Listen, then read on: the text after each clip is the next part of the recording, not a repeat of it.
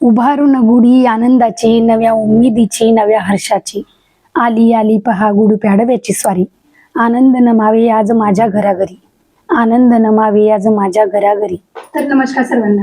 आजचा व्हिडिओ आहे गुढीपाडव्याबद्दल. आपण अनेक सोशल मीडियावरच्या ठिकाणी किंवा अनेक व्हॉट्सअप मेसेजमध्ये सुद्धा ऐकलं असेल की मुघलांनी जेव्हा शंभूराजांना मारले त्यानंतर त्यांनी भाल्याला त्यांचं जे सिर होतं, त्यांचं जे डोकं होतं ते भाल्याला लावून पूर्ण राज्यामधून फिरवलं होतं आणि त्यानंतरच त्यांनी त्याचं प्रतीक म्हणून गुढीपाडवा सण साजरा करायला सांगितलं आणि आपल्या लोकांनी ते मान्य केलं आणि तीच परंपरा आतापर्यंत चालत आलेली आहे असं आपण अनेक सोशल मीडियावर मेसेज ऐकत आलेलो आहोत. पण यामागचं खरं कारण काय आहे ते आपण या व्हिडिओमध्ये बघू. तर मी तुम्हाला सांगणार आहे की गुढीपाडवा हा सण आपला अनेक वर्षापासून चालत आलेला आहे. अनेक संतांच्या ओव्यांमध्ये अनेक ठिकाणी याचा उल्लेख सुद्धा केला जातो. तर याच्या ज्या स्टोऱ्या आहेत त्याच्या ज्या पुराण कालापासून ज्या आपण स्टोऱ्या ज्या कथा ऐकत आलेलो आहोत त्याच मी आजच्या या व्हिडिओमध्ये तुम्हाला सांगणार आहे. गुढीपाडवा हा हिंदू नववर्षाचा पहिला दिवस जो आपण प्रामुख्याने भगवान राम यांच्या 14 वर्षाच्या वनवासाचा संपून गेल्यानंतर ते जेव्हा अयोध्येला परत आले त्यानंतर मग तो सण आपण साजरा केला जातो. तसेच ब्रह्मदेवाने या दिवशी विश्वाची निर्मिती केली आणि शालिवाहन राजाने शकाचा पराभव करून नवीन कला म्हणजे शालिवाहन शक सुरू केलं. अशा या पौराणिक कथा या सणांशी जोडलेल्या आहेत. तर आपण या सणांशी जोडलेल्या सर्व कथांची माहिती जाणून घेऊया आणि सोबतच हा सण कसा साजरा केला जातो ते सुद्धा बघूया. त्यानंतर सुरू झालं शालिवाहन शकाची सुरुवात.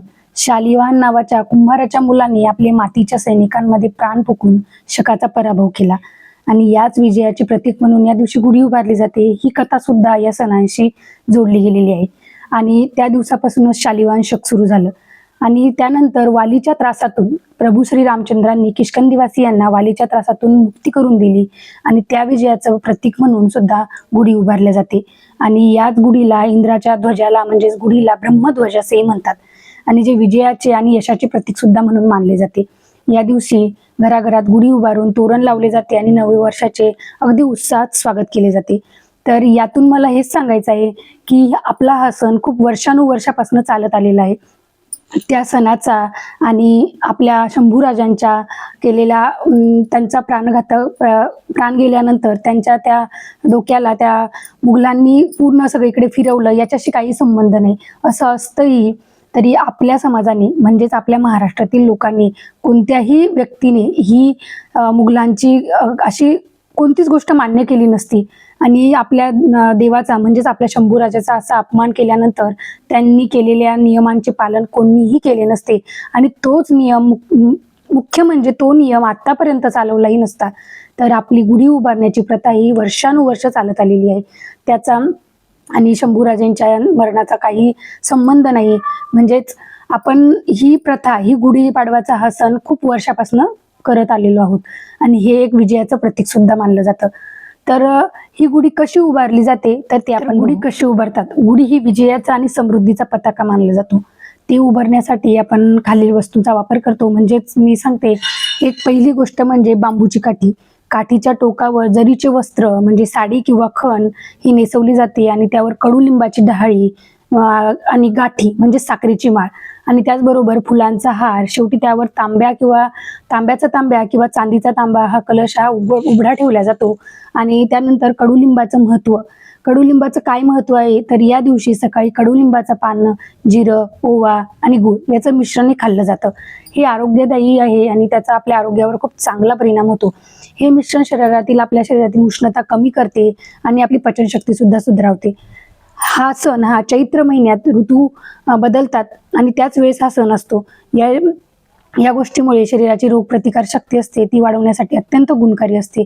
आणि यामध्ये आपली खाद्य संस्कृती म्हणजेच गुढीपाडव्याच्या दिवशी घराघरात गोडधोड काहीतरी जेवण बनवलं जातं. त्यामध्ये प्रामुख्याने श्रीखंडपुरी म्हणा किंवा पुरणपोळी म्हणा यांचा बेत असतो आणि हाच नैवेद्य आपण गुढीला देतो. अशा प्रकारे आपला हा गुढीपाडव्याचा सण हा साजरा केला जातो आणि त्याचं एक वेगळं महत्व आहे.